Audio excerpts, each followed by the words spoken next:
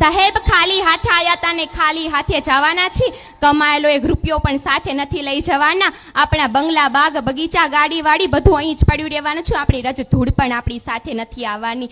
જો મન દઈને માતા પિતાની સેવા કરી હશે ને તો તેના આશીર્વાદ આપણી સાથે આવવાના છે. જો આપણા માતા પિતાને કુલદેવી માતાનો હાથ આપણા હંમેશા સર ઉપર હશે ને તો કોઈ કાર્ય અસફળ નથી થવાનું, તે હંમેશા સફળ જ થઈ જવાનું છે. हर गीत के पीछे साज होता है, हर बात के पीछे राज होता है.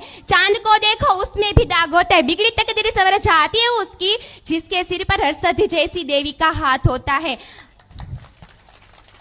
આપણા માતા પિતા પાસે હોય ને ત્યારે તેની કિંમત આપણને નથી સમજાતી, પરંતુ જ્યારે તેનાથી દૂર જઈને ત્યારે કિંમત આપણને સમજાય છે. આપણા એવા કોઈ કાર્યને લીધે આપણા માતા પિતાનો આપણે ઠપકો સાંભળ્યો પડ્યો હશે, પરંતુ તે કાર્યને કારણે આપણે કોઈ દિવસ ઠપકાને કારણે એ કાર્ય કોઈ દિવસ આગળની જિંદગીમાં નહીં કરીએ. આપણા માતા પિતા આપણી પાછળ ઘણો ખર્ચો કરે છે, આપણને ભણાવે છે, ગણાવે છે, આગળ વધવા પ્રેરણા પૂરી પાડે છે.